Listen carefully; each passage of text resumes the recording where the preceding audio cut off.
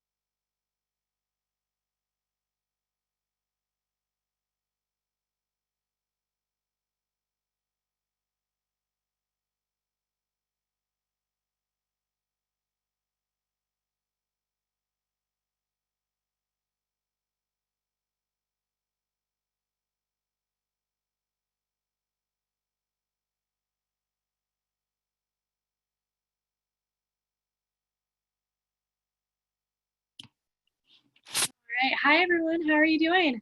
We're glad you can all be here tonight. My name's Morgan, if I haven't gotten to meet you or talk to you all already.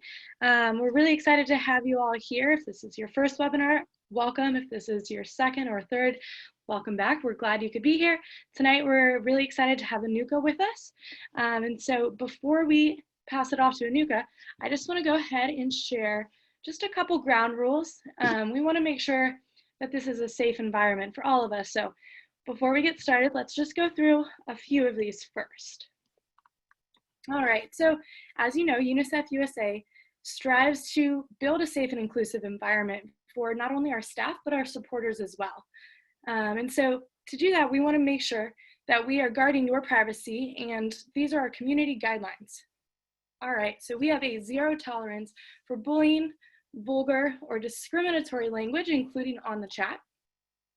UNICEF USA staff will flag and remove participants who use inappropriate language or display inappropriate names. We advise participants not to share private information on the chat as it is accessible to all participants. Please be careful what you're sharing. The chat is meant to be for you all to connect with each other and share best practices. So we do want you all to use the chat, share where you're from, talk to each other, and we'll share some resources as well. And so our staff will monitor the chat and we'll share some limited content, but the questions that you have for Anucha should be directed through the Q&A functionality. So if you see in the bottom screen of your Zoom toolbar, you'll see a Q&A function. Any questions that you have for Anucha, please share them there. That way we'll have a Q&A function or feature at the end of this. And so she will be answering all of your questions. So please share them there. You can start sending questions in throughout the entire presentation and we'll answer those at the end. And you can use the chat feature to talk to each other and share resources. So what is shared in the chat by non-UNICEF USA staff members does not reflect the opinion or beliefs of the organization. So with that being said, we're really excited to have you all here. And so we hope this is a really exciting and fruitful conversation for all of you. And so we're excited to have Anucha. And with that, Anucha, I'll pass it over to you. Ooh, let me unmute you. Yeah. Thank you, Morgan, and thank you everyone for joining today. So I want to start with just a little background on me, but I also want to highlight, we know we're in incredibly unprecedented times, and I really hope that you all are healthy and safe, as well as your loved ones. And we just appreciate your support for UNICEF USA, and we're all confined in these environments, and we just appreciate the work that you're even doing when many of our thoughts are elsewhere. We just appreciate you leaning in on UNICEF's work. And so, again, my name is Anucha Browne. I'm the Chief Engagement, Advocacy, and Global Programs Officer for UNICEF USA. And I want to just step you back and tell you a little bit about how I arrived here and a little on my background. So I was raised in a family that really believed in service to others, and that it shouldn't be just part of what we do, but should be infused in every part of our life. My mother she worked relentlessly to help close the equity gaps for underserved communities in New York City. And so I was raised on volunteerism. I volunteered at the hospital, volunteered for numerous organizations as I was coming up. And she really believed that, you start where you are, use what you have, and do what you can. And so I continued to volunteer throughout school and college. But right around high school, I started playing sport and played basketball. And I consider myself a Title IX baby. And those of you that aren't familiar with Title IX, it was legislation that was passed in 1972. And it really focused on the fact that if you provide opportunities for boys, whether it's clubs, whether it's sporting teams, you had to also provide those opportunities for girls. And prior to 1972, the most popular sports for girls in high school were cheerleading and square dancing. And you can imagine coming home and saying, "Hey, Mom, I really want to play softball." And she said, "No, you know what, but you can square dance." And so the advocacy that was involved in ensuring that Title IX was put into law, it took tireless effort by many people, and it's still at play today. But it truly did level the playing field for women in athletics. And so I went on to play at Northwestern University. I was a scholarship athlete. And then I had the wonderful opportunity, I was picked to play on the US national team, and played all over the world, played on every continent except Antarctica. And through that experience, it really exposed me to how others live and how fortunate I am to be in the United States. And but I really got to experience different cultures. And so I played at Northwestern, and then I went into the business world. And I worked for IBM for 11 years and worked in technology marketing.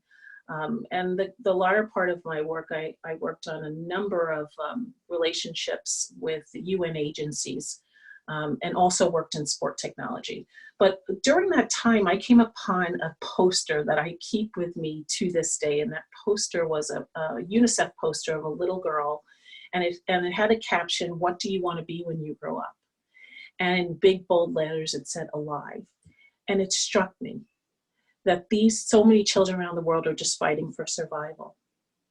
And so I've kept that poster with me, and I have it hung up in my office at work. Haven't seen it in a couple of months because of the crisis that we're currently experiencing. But anyway, I say that because it really did stay with me. And it was interesting that my road actually led to work with UNICEF USA. And so I was hired as the vice president of marketing for the New York Knicks after I left IBM, and then soon promoted to a vice president of marketing and business operations. And I oversaw a number of things, but one of the areas that really I was compelled with was working with some of the highest profile players and helping them understand what they could be doing to impact the community.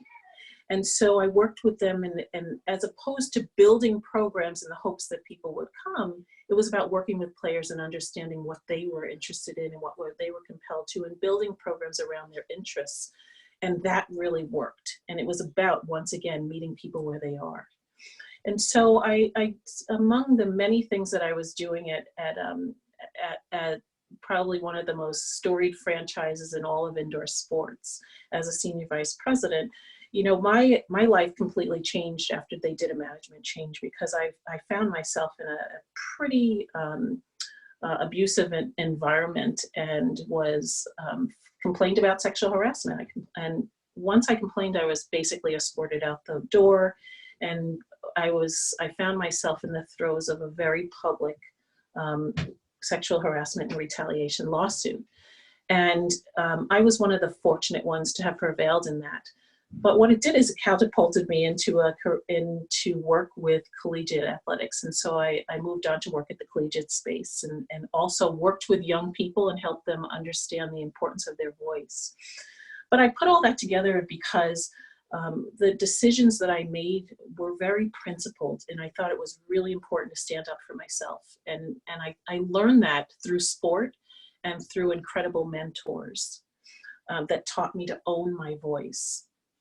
And so once I finished at working at the at University of Buffalo, I went on to work at the national governing body for collegiate sport, where I oversaw the women's Final Four and a number of other sport championships, but was focused on building many legacy programs in the communities that we hosted championships in.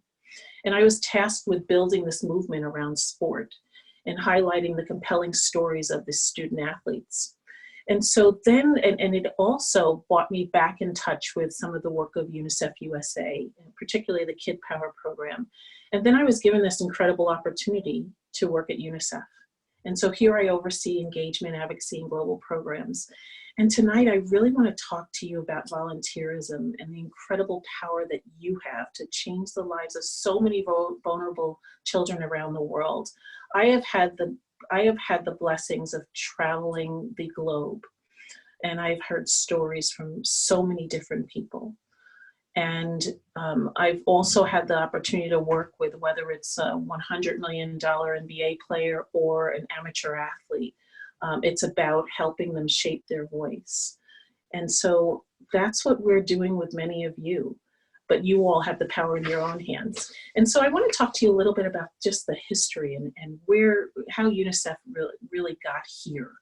And so most of you might not know, but UNICEF was founded by Helenka Pantaleoni, and she was an incredible force of nature. and her husband was killed in World War II, and really her life could have gone in so many different directions, but she was resolute in the belief that the UN could not prevent another world war without a profound investment in children. And that's why she founded UNICEF. And so she was the relentless force behind the establishment of UNICEF as a UN agency. And so when the UN granted UNICEF permanent status, it did so with a caveat that we have to secure our own funding. And so Helinka founded this organization that you all volunteer for, with a focus on educating the American people about the work that we do in UNICEF's mission to help the most vulnerable children around the world. And it's rooted in volunteer and advocacy. And so this organization that you volunteer with was founded by a volunteer. And so let's talk a little bit about that. Let's talk a little bit about UNITE. So what is UNITE? And so what is UNITE, right? So UNITE, it's a volunteer organizing model that was really developed to harmonize all of our supporters. We have different groups of supporters doing so many great things, but our focus was really to harmonize all of those different groups so that we can get loud and mobilize in a more organized fashion. And so here are some of our goals. We want to galvanize our volunteers. We want to achieve measurable results. And we want to increase our domestic brand relevance. We've got to do that. Most of our work, because most of our work is rooted in programs that we do across the globe, the American public doesn't necessarily see it firsthand, because most of our work in this country is rooted in advocacy. And so it's really important that we maintain some brand relevance in this country by educating the American public about the work that we do. We also want to diversify our audience and make sure that the work that we do represents all communities. And we want to empower youth and empower many of you to continue to speak up and have voice around issues that matter to you and your communities. And then we want to increase the strength of our government advocacy to ensure that we continue to get our annual appropriation from the US government. And that's about really ensuring that our government officials understand that UNICEF is important to the American public. And so here's just kind of a snapshot of where Uniters are in the country. This represents 18 markets. And we know we have Uniters all over the country, but these locations really represent for us where we have many concentrated groups, and we want to build out more. And so let's talk a little bit about advocacy, right? And so advocacy, we know, is a core part of our mission, and we work with UNICEF to back policies. Here's an example of some Uniters that met with Peter King, who is one of our Republican representatives in New York. And he was so impressed by this group of Uniters that went to talk to him over our August recess, where our congressional representatives go back to their home communities. He was so impressed with these Uniters and their poise that he posted on Facebook, you know, while I might not agree with everything that the UN does, I'll always be a supporter of UNICEF, and he has been. But it really does underscore the work that we do in advocacy. And really, and I say that because the advocacy work that we do is really essential, right? You all are raising your voices in a way that is so incredibly important for the work that we do. And so just want to highlight that if you want more information about the work that we do in advocacy, you can go to our webpage at unicefusa.org/advocacy. But it really is about building relationships with our policymakers, so that they know that our constituents care and believe in the work that we do around the world. And then our advocacy is not top down. We really want you all to lean in on issues that matter to you all in your communities. And here's an example of that. So this is an example of a panel that we organized in the Dallas area. Our Uniters did. And so they hosted a panel that talked about the challenges faced by refugees. And this was really built around the importance of building community, building empathy, and building relationship in the community, but building empathy for the plight of our migrants and refugees. But it was something that was built from the inside out. And so I say this because it underscores the importance of doing what works for you all in your own communities around our work. It's really important to always check with the advocacy team, run it past us, our Unite leadership, but really we are here to empower you all to do this great work in your own communities, and we want to meet you where you are. And so let's talk a little bit about COVID. So that brings me to where we are today, right? This COVID pandemic just kind of underscores how interdependent we are. Whether you live in a town, a city, or wherever you live, the states, the country, this is a global pandemic, and it really does underscore just how connected we are. I think as of today, we have 1.6 million infected, and upwards of 84,000 people have died. And we're all isolated, but we're really not.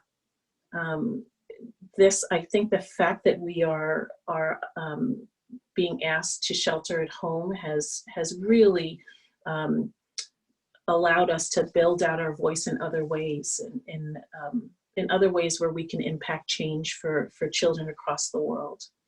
And so here's some of the things that we want you to do. We want you to call on your networks. We want you to use your social media platforms to fight misinformation. And I do want to highlight a couple of things relative to the program areas that we're focused on, right? We want to address the COVID response in 4 program areas: public health, education, child protection, and social inclusion. And in terms of public health, we really want to focus on prevention and providing really good and accurate information. And so our role is to support parents and communities through this by giving them trusted, accurate information. And then in the area of education, we really want to focus on mitigating the impact of children out of school. In the area of child protection, we want to make sure that we're supporting parents and families, but particularly addressing the needs of children who are coping with the current situation with psychosocial support. And then that social inclusion piece is more of a longer term effort, right? And so we want to address the economic impact of this crisis on the most vulnerable. And that's about identifying those families that were already living on a shoestring, and this has pushed them over. And there's so many across the United States that are in that situation. I turned on the news today, and I want to say upwards of 16 million Americans have applied for unemployment. And the news is talking about that going up to upwards of 50 million over a short period of time. And so we have to be able to support the most vulnerable in this situation. And we want to do that by drawing out data and identifying those who are truly the most impacted by this. But again, with regards to COVID, we want you to use your own social platforms to push out information on for UNICEF. And we want you to promote the use of Kid Power, which we're using in a way that helps children who are now forced to be out of school. And we want to amplify your voice and discuss what's happening over social media. Some of the things that we have done around the COVID crisis, it really speaks to what we've been able to do in this isolated environment. And one of them is the use of phone to action. And so we have a CARES Act where the government is providing a significant amount of relief to organizations, and we want to ensure that nonprofits are included in that and supported through this. Some of these, many of the nonprofits will really struggle as a result of the pandemic, and we want to ensure that we're supporting nonprofits. And we did that through a phone to action, in which we sent upwards of 1,500 correspondence to our government officials. And then we've also launched a phone to action that is telling mayors and governors to put children first as we respond to this crisis in their own localities. And so we also put out a statement regarding we're voicing our concerns for how some of the border restrictions that are now denying migrants the ability to seek asylum, how they're further compromising the situation for migrant children. And so those are just a few examples of the things that we've done. What we're doing, we're continuing to look up for opportunities to support our nonprofits and UNICEF in coronavirus legislation. And we're encouraging our Uniters to schedule virtual meetings with their congressional offices throughout April. And if you're interested, please email advocacy@unicefusa.org. So let's just talk about what success looks like for us, right? And so, here we think that success from an engagement standpoint, success looks like really building out this volunteer organizing model to scale, and where we have tens of thousands of volunteers taking action in the form of fundraising, advocacy, and building awareness and community building. We want you to take action in your own communities.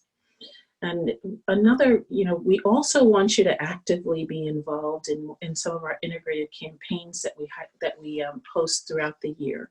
And so we're asking our Uniters to be involved in at least 3 integrated campaigns. And then we want you to really use your voice and engage and be more deeply connected to our work. And then from the standpoint of results for children, we really want you to build awareness and change behaviors and attitudes in this country in respect to the most vulnerable. And in terms of policy change, we are involved and we continue to be involved. And while we've talked a lot about COVID crisis, which is so immediate for us, we cannot take our eye off of the work that we are doing throughout our year, which involves policy change, whether it's ending violence against children, keeping girls in school, ending child marriage, ensuring that we maintain our annual appropriation. Those are things that we cannot take our eye off. And then we want you to continue to empower youth voice, and we want to ensure that no child is left behind. And so I'll stop there and open it up for questions. And I want, obviously, our next webinar will be hosted by our new CEO, who comes to us from America Cares. He has such a deep background and an incredible desire to really lean in the work that we do domestically. And that'll take place on Thursday, April 16th at 8 p.m. So now we'll open it up for questions. Thank you so much, Annika. We do have a couple questions rolling in. So let's start off with, this is a good one. I would love to see if you could expand a little bit more on child-friendly cities. Could you share a brief overview of what that means and maybe how they could get involved and learn more? Sure. So at the root of child-friendly cities is empowering young people and youth voice. But child-friendly cities is a framework that's being used in 40 countries around the globe, 3,500 municipalities. And it's a framework that we are providing to local governments and municipalities that ensures that they're thinking about children first in all of their policy decisions. But it's rooted in child rights and ensuring that children are considered first in all of the decisions that they're making in local government. And not only considered, but they're active participants in the process. Awesome. Thank you so much. I think that's a great intro into what it is. We're really excited about it. There's more information on our website, so we can also share that link in the chat for you all to learn more, because it's definitely growing. We have a great question here about what's going on currently with COVID-19. Could you share a bit more about what UNICEF is doing to help with the pandemic globally? Sure, absolutely. And so we talked a little bit about the fact that we are mobilizing. We're mobilizing across the world to address the pandemic. And so UNICEF delivered, I want to say, 60 tons of supplies to China when this first broke out. And it was in the form of personal protective equipment as well as masks. So we continue. Well, obviously, the biggest challenge for UNICEF right now is that many people don't know that the supply chain, much of the manufacturing of those PPE devices, materials and masks were in China. And so because China was experiencing this pandemic first, it completely upset the supply chain. But UNICEF's supply hub in Copenhagen is supplying UNICEF as well as a vast majority of UN agencies with the supplies that are needed to counter counter the COVID crisis. So that's a piece of what we're doing, but we're also mobilizing around everything from WASH, the importance of WASH, but really understanding the impact of that in many countries, right? We're telling people to wash their hands. And I think this pandemic is underscoring the importance of hygiene. But when we think about that, we have to also think about that in the context of many countries that where water is not easily accessible. And so as the crisis really presents itself, it presents itself in different ways depending upon the country context. Great, thank you so much. I know it continuously amazes me what UNICEF is doing, and really touches all fields. Right, and yeah, and I would also say, you know, we have so many programmatic things that we're doing across the world, and our workers. What continues to amaze me is that our people that are on the ground, 13,000 strong in 190 countries, they're continuing their regular work. And we're really focused on making sure they're protected so that they can continue their programmatic work on the ground in these countries during this crisis. Awesome, thank you. All right, next up, I love this question. Could you share a bit more about your work with the NCAA? You talked about it briefly, and so we'd love to know, how has that translated into your current role with UNICEF USA? Sure. And so, you know, when I was a senior vice president, I was senior vice president of championships for the NCAA. And the core of my role was really looking at sports that were maybe, I guess, somewhat on a downward trajectory, and strategizing on how we build more loyalty to the sport, that particular sport. And women's basketball was a perfect example. After years of an upward trajectory, we started to see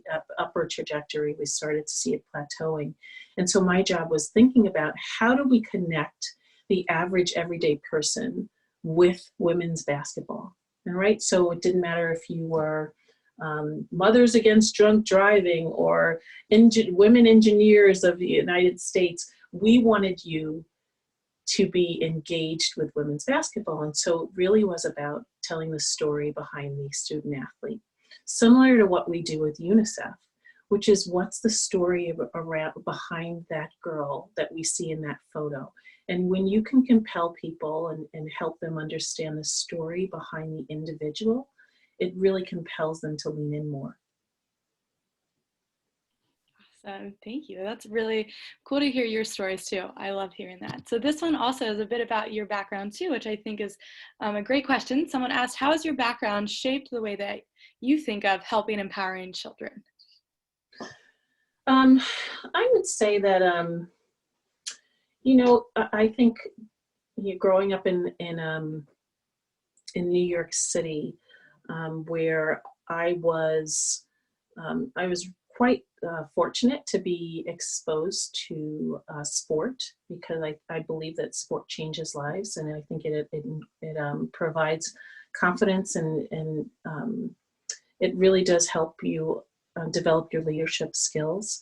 But it really does level the playing field when you are in positions where you have to fight for what's right, and when you have to fight for those who are not able to fight for themselves. I learned that through sport. And I also learned the power of sport to bring people together, no matter where you're from, no matter what your background. And, you know, I will tell you, I think about that from the standpoint of, you know, let's take the COVID crisis.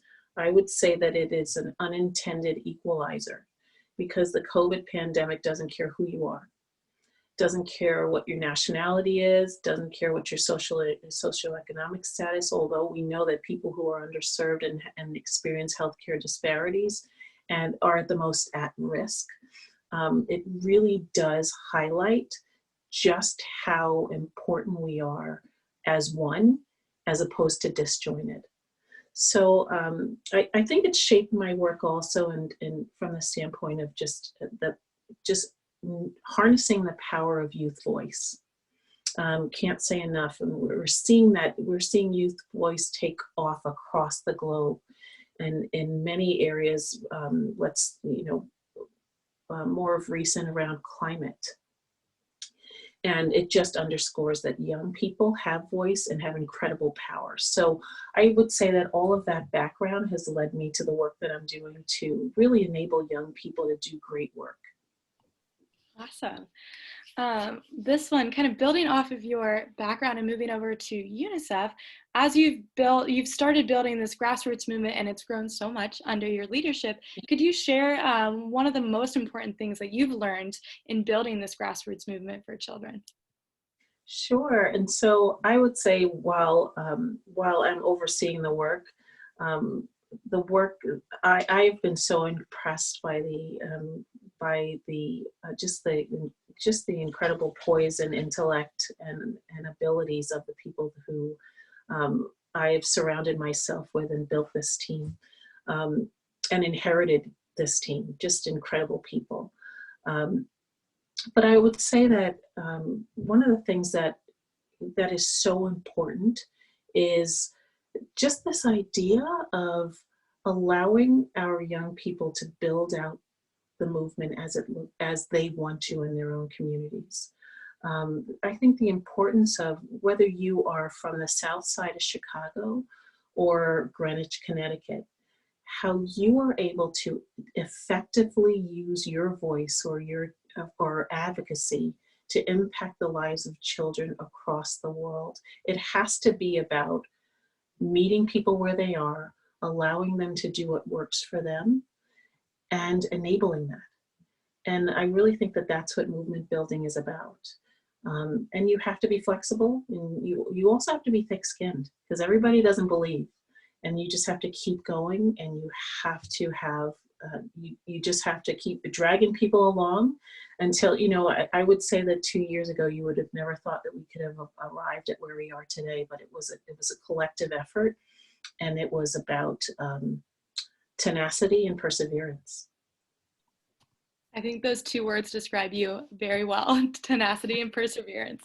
But along the lines, you talked a lot about young people. And so this question here, I think, is awesome. So somebody asked, what words of hope and encouragement would you like to give to all of the students on the call? Oh, sure. Yeah. And so, I keep going back to the power of youth voice and owning who you are, no matter, what skin you're in. Just own who you are, love who you are, and talk a strength to that. And so much of that is about self-talk, right? I always ask people, would you date your inner voice? Right? Imagine if you, so when you think about how sometimes that self-talk can be negative, But I always ask people that, because that self-talk really, it feeds into who you are on a daily basis. And so I would just say to the young people who are interested in this work is come on and join us and be part of this and have a voice. And if you have an opinion, let us know your opinion, because it's about harnessing that. What we've seen over the past year relative to young people who have just sprung up and said, I'm taking charge. We had Greta on the front page of the New York Times as Time Person of the Year. Who would have thought that? She was the youngest person. And you know what? She was enabled in a child rights respecting environment. And when you grow up in an environment where you understand your rights, it changes who you are and how you see the world. And we want that for every child across the globe, no matter where they are. They should understand their rights. And I'll also say that no matter where a child goes, they're supposed to be able to carry their rights with them, regardless of what border they cross. And so in the United States, it's really important that young people understand that their voices are respected, and we need to hear them. I could not agree more. That was very well said. Now, talking about Unite, we've got a lot of questions in here about Unite, which is great to see. If you could share just 3 ways a uniter could take action, somebody who's new, somebody who's been involved for a while, what are 3 key actions that somebody could take to get involved with us? Sure. And so I talked a little bit about phone to action, which is such a simple way to have voice, right? And so it's as simple as dialing the word child to 52886, right? So we have actions that are highlighted on our advocacy page that allow individuals to lean in every single day and write their local representatives to highlight that this is important and it needs to be top of mind. So that's one way.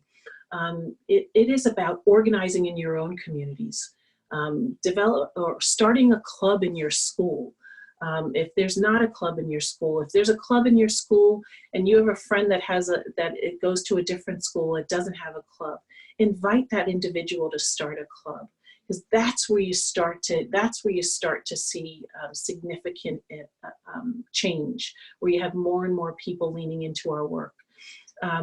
And it's about fundraising. There are opportunities to fundraise for UNICEF, whether it's supporting Trick or Treat during Halloween, whether it is enabling young people to fundraise in your own communities. You can, we have our clubs that do some things as simple as cake sales, but it's about really organizing in your own community and owning your voice and owning your power. I can't tell you enough how important it is for young people to be involved in our political structure. I think it's important for you're the next generation of voters, and if you're in high school, if you're in college, you're of voting age, go out and understand what's happening, and be part of the change that you want to see. That's great. Thank you for that. We have a couple questions about getting involved with Unite and taking action in areas that maybe don't know about UNICEF, aren't as prone to get involved in advocacy. How would you recommend people take action in places that might be a little harder to reach and maybe aren't as prone to want to get involved? Yeah, all that starts, we always say it just starts with one person. And we talked about Helenka and just her relentless desire to start this organization. And so it's about the effort that is as small as a mustard seed, and really believing that you can.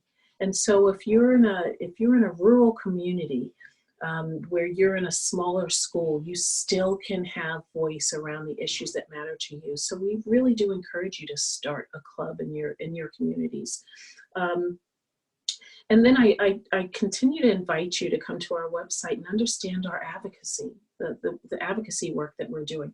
There are so many advocacy measures that we're involved in, and it really involves making sure that people know what's going on. If you're in a school and you want to do an extracurricular activity, develop a panel discussion so everyone understands what's going on. For example, with our migrants on our border and what their journey is as they come to the United States, and the importance of combating xenophobia and discrimination against our migrant community. The same thing around our COVID crisis, which has caused so much discrimination to our Asian population here, and the importance of us speaking out and supporting everyone in this crisis. Everyone has the opportunity to do that. I definitely agree. You mentioned briefly about with COVID and the discrimination that has been, many have been experiencing because of that. How do you think that people can fight this misinformation? If you could recommend one or two ways that our Uniters here could all help fight misinformation. Sure. I can't impress upon our young people enough to use their social networks, to use their networks of friends to push out the correct information. And that's all housed on UNICEF USA's website. And so that information is about, just everything from information on how you prevent COVID, the prevention, misinformation, serving people the right information around this. And then speaking out very clearly and directly around the importance of not discriminating against different groups because of this crisis. No one group is responsible for what's happening here. We actually, we don't know what caused this, but it is an indicator, and we have to be aware of how important and how sensitive our environment is, and then how interconnected we are. Great, thank you so much for that answer. This next question, I like that.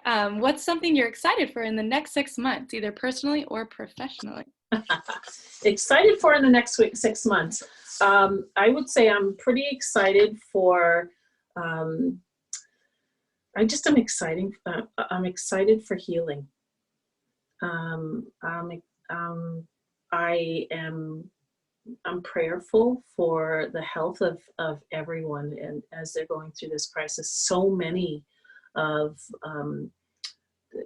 us have lost loved ones. Every single one of us has somehow been impacted by this, by COVID-19. I'm just excited to continue to do the work on behalf of children. I'm excited to identify some of the most impacted here and lean in on supporting them through this. Awesome, well, thank you.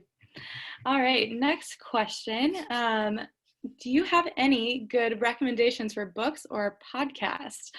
We have a lot of students, we have a lot of people here who are quarantined and looking for something interesting. Well, we have a lot of webinars, Morgan. I'm sure you can highlight. Why don't you give them the address so they know all of the webinars that are coming up? I got you. We'll chat it right now. I'm going to share it with you all. Have you read anything interesting over this quarantine period? Oh boy. I haven't really gotten to reading any books because I feel like I'm on Zoom meetings most of the day, and by the time I finish, I'm exhausted. Yeah, can't blame you. I've been trying to watch Tiger King, but I haven't had time to.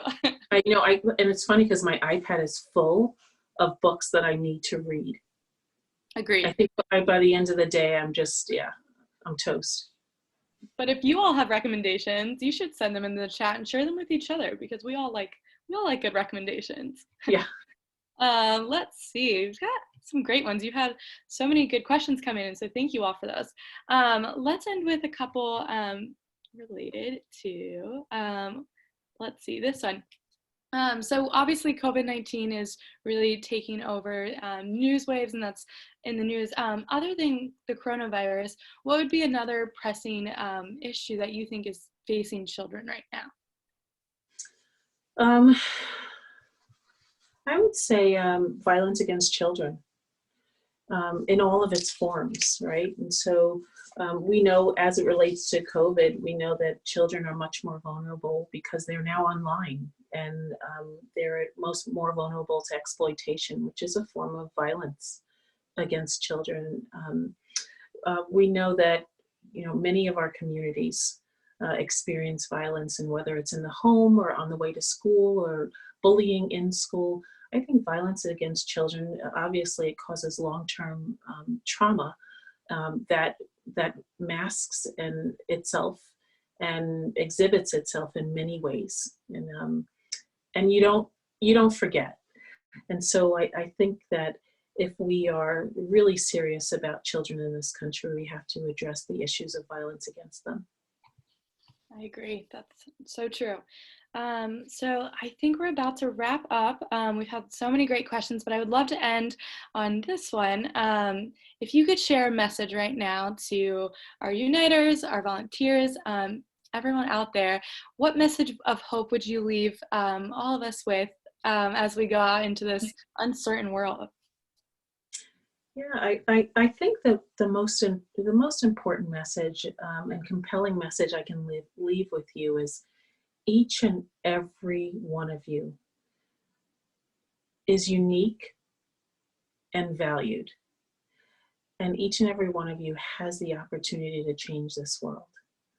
And you can, and you will. But I think so much of it starts with an inner belief in yourself and this knowledge that there's an organization out there that wants you among our ranks. We want to see you volunteering for UNICEF. And it also speaks to, no matter where you are in your life, you still have the opportunity to impact the lives of others. And whether that's altruism born out of suffering or whatever the case is, you first have to believe that no matter where you are, you can start where you are, use whatever you have, however little or however big. Start where you are, use what you have, and do what you can for children around the world. Well, thank you so much, Annika. Before we all leave, I do want to say thank you to Annika, and I want to share our upcoming webinars. So like Annika said, we want you to do what you can, and right now that's a lot of digital learning, that's reading, that's educating yourself, so we want to help you do that. First, like Anucha mentioned previously, we have a webinar next week we're really excited for. Our new CEO and president, Michael Nineheis, will be joining us on Thursday at 8. So you can go RSVP at that link below. So we really hope you can join us. You can ask him questions. He's got some great visions ahead, and we're really excited for him to join us. You can also ask about his dog, Izzy. I'm really excited to meet her someday.